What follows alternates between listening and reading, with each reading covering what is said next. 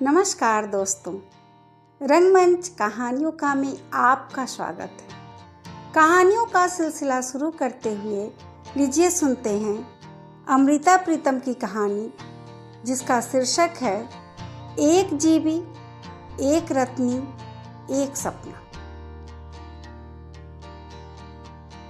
पालक एक आने गट्ठी, टमाटर 6 आने रतल और हरी मिर्च 1 आने की ढेरी। पता नहीं तरकारी बेचने वाली स्त्री का मुंह कैसा था कि मुझे लगा पालक के पत्तों की सारी कोमलता, टमाटरों का सारा रंग और हरी मिर्चों की सारी खुशबू उसके चेहरे पर पुती हुई थी। एक बच्चा उसकी झोली में दूध पी रहा था।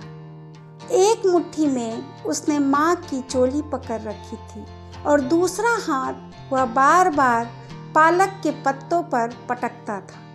माँ कभी उसका हाथ पीछे हटाती थी और कभी पालक की ढेरी को आगे सरकाती थी, पर जब उसे दूसरी तरफ बढ़कर कोई चीज़ ठीक करनी पड़ती थी तो बच्चे का हाथ फिर पालक के पत्तों पर पड़ जाता था। उस स्त्री ने अपने बच्चे की मुट्ठी खोलकर पालक के पत्तों को छुराते हुए घूर कर देखा, पर उसके होठों की हंसी उसके चेहरे की सिलवटों में से उछलकर बहने लगी। सामने पड़ी हुई सारी तरकारी पर जैसे उसने हंसी छिड़क दी हो, और मुझे लगा ऐसी ताजी सब्जी कभी नहीं उगी, कहीं नहीं होगी। कई तरकारी बेचने वाले मेरे घर के दरवाजे के सामने से गुजरते थे। कभी देर भी हो जाती, पर किसी से तरकारी न खरीद सकती थी। रोज उस स्त्री का चेहरा मुझे बुलाता रहता था। उससे खरीदी हुई तरकारी जब मैं काटती, धोती और पतीले में डालकर पकाने के लिए रखती, सोचती रहती उसका पति कैसा होगा। वह जब अपनी पत्नी को देखता होगा, छूता होगा, तो क्या उसके होठों में पालक का, टमाटरों का और हरी मिर्चों का सारा स्वाद घुल जाता होगा। कभी कभी मुझे अपने पर खीज होती कि इस स्त्री का ख्याल किस तरह मेरे पीछे पड़ गया था। इन दिनों मैं एक गुजराती उपन्यास पढ़ रही थी। इस उपन्यास में रोशनी की लकीर जैसी एक लड़की थी, जीवी। एक मर्द उसको देखता है और उसे लगता है कि उसके जीवन की रात में तारों के बीज उगाए हैं। वह हाथ लंबे करता है, पर तारे हाथ नहीं आते, और वह निराश होकर जीवी से कहता है, तुम मेरे गांव में अपनी जाति के किसी आदमी से ब्याह कर लो, मुझे दूर से सूरत ही दिखती रहेगी। उस दिन का सूरज जब जीवी देखता है तो वह इस तरह लाल हो जाता है जैसे किसी ने कुंवारी लड़की को छू लिया हो। कहानी के धागे लंबे हो जाते हैं और जीवी के चेहरे पर दुखों की रेखाएं पड़ जाती। इस जीवी का ख्याल भी आजकल मेरे पीछे पड़ा हुआ था, पर मुझे खींच नहीं होती थी। वे तो दुखों की रेखाएं थी, वही रेखाएं जो मेरे गीतों में थी, और रेखाओं में मिल जाती है, पर यह दूसरी जिसकी होठों पर हंसी की बूंदें थी, केसर की तूड़ियां थी। दूसरे दिन मैंने अपने पाँव को रोका कि मैं उससे तरकारी खरीदने नहीं जाऊंगी। चौकीदार से कहा कि यहाँ जब तरकारी बेचने वाला आए तो मेरा दरवाज़ा खटखटाना। दरवाजे पर दस्तक हुई।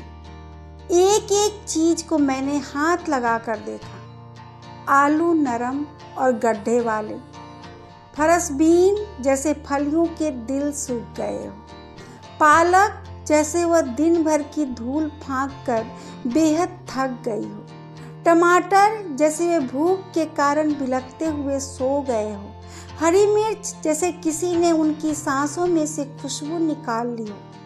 मैंने दरवाज़ा बंद कर लिया। मेरे पाँव मेरे रोकने पर भी उस तरकारी वाली की ओर चल पड़े। आज उसके पास उसका पति भी था। वह मंडी से तरकारी लेकर आया था और उसके साथ मिलकर तरकारियों को पानी से धोकर अलग अलग रख रहा था और उनके भाव लग रहा था। उसकी सूरत पहचानी सी थी। इसे मैंने कब देखा था, कहाँ देखा था? एक नई बात पीछे पड़ गई। बीबी जी, आप? मैंने तुम्हें पहचाना नहीं। इसे भी नहीं पहचाना? यह रत्नी, मानकू रानी। मैंने अपनी स्मृतियों में ढूंढा, पर मानकू और रत्नी कहीं मिल नहीं रहे थे। 3 साल हो गए हैं, बल्कि महीना ऊपर हो गया है। एक गांव के पास एक नाम था, उसका आपकी मोटर खराब हो गई थी। हाँ, हुई तो थी। और आप वहां से गुजरते हुए एक ट्रक में बैठकर धुलिया आए थे, एक नया टायर खरीदने के लिए। हाँ, और फिर मेरी स्मृति में मुझे मानकू और रत्नी मिल गए। रत्नी तब अधखिली कली जैसी थी और मानकू उसे पराए पौधे पर से तोड़ लाया था। ट्रक का ड्राइवर मानकू का पुराना मित्र था। उसने रत्नी को लेकर भागने में मानकू की मदद की थी, इसलिए रास्ते में वह मानकू के साथ हंसी मजाक करता रहा। रास्ते के छोटे छोटे गांवों में कहीं खरबूजे बिक रहे होते, कहीं ककड़िया, कहीं तरबूज, और मानकू का मित्र मानकू से ऊंची आवाज में कहता, बड़ी नरम है, ककड़िया खरीद ले। तरबूज तो सुर्ख लाल है और खरबूजा बिल्कुल मिस्री है। खरीदना नहीं है तो छीन ले। वाह रे रांझे। अरे छोड़ मुझे, रांझा क्यों कहता है? रांझा साला आशिक था कि नाई था। हीर की डोली के साथ भैंसे हाँक कर चल पड़ा। मैं होता न कहीं। वाह रे मानकू, तू तो मिर्जा है, मिर्जा।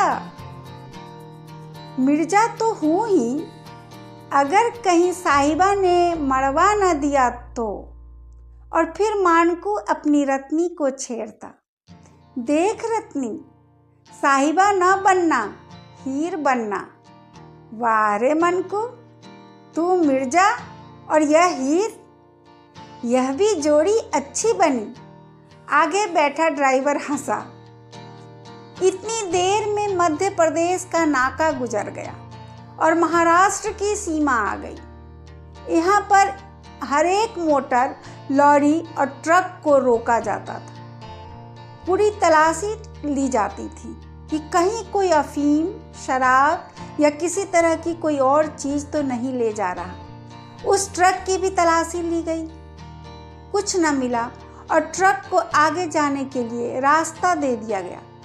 जो ही ट्रक आगे बढ़ा, मानकू बेतहाशा हंस दिया। साले अफीम खोजते हैं, शराब खोजते हैं। मैं जो नशे की बोतल ले जा रहा हूँ, सालों को दिखी ही नहीं। और रत्नी पहले अपने आप में सिकुड़ गई और फिर मन की सारी पत्तियों को खोल कर कहने लगी, देखना कहीं नशे की बोतल तोड़ न देना। सभी टुकड़े तुम्हारे तलवों में उतर जाएंगे। कहीं डूब मर, मैं तो डूब जाऊंगी, तुम सागर बन जाओ। मैं सुन रही थी, हंस रही थी और फिर एक पीड़ा मेरे मन में आई। हाय रे स्त्री, डूबने के लिए भी तैयार है। यदि तेरा प्रिय एक सागर हो। फिर धुलिया आ गया। हम ट्रक में से उतर गए और कुछ मिनट तक एक ख्याल मेरे मन को कुरेदता रहा। यह रत्नी एक अधखली कली जैसी लड़की, मान को इसे पता नहीं कहाँ से तोड़ लाया था। क्या इस कली को वह अपने जीवन में महकने देगा? यह कली कहीं पाँव में ही तो नहीं मसली जाएगी? पिछले दिनों दिल्ली में एक घटना हुई थी। एक लड़की को एक मास्टर वायलिन सिखाया करता था और फिर दोनों ने सोचा कि वे बम्बई भाग जाएं। वहाँ वह गाया करेगी, वह वायलिन बजाया करेगा।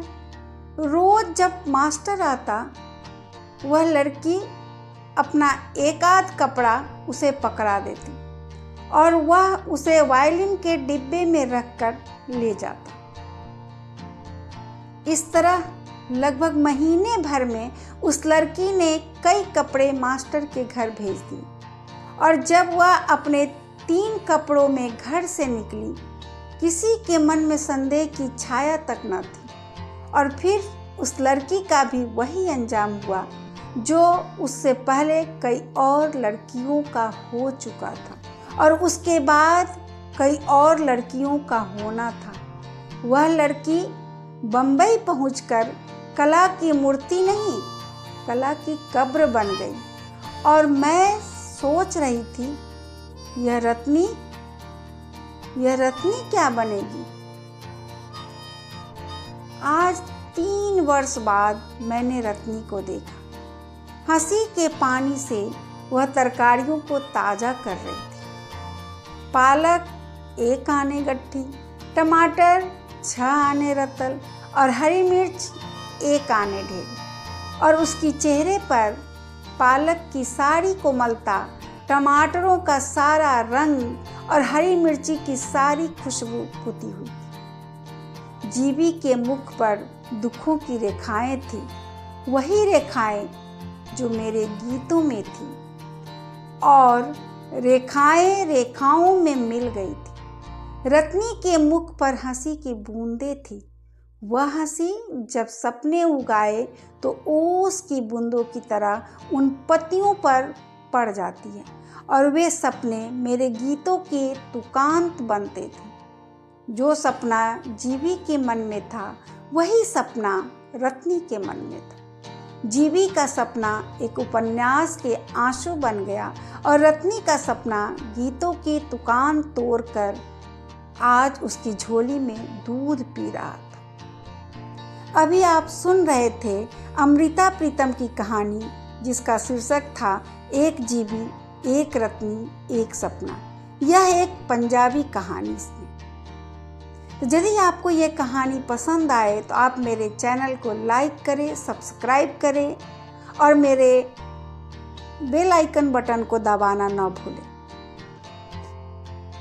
सपोर्ट के लिए धन्यवाद।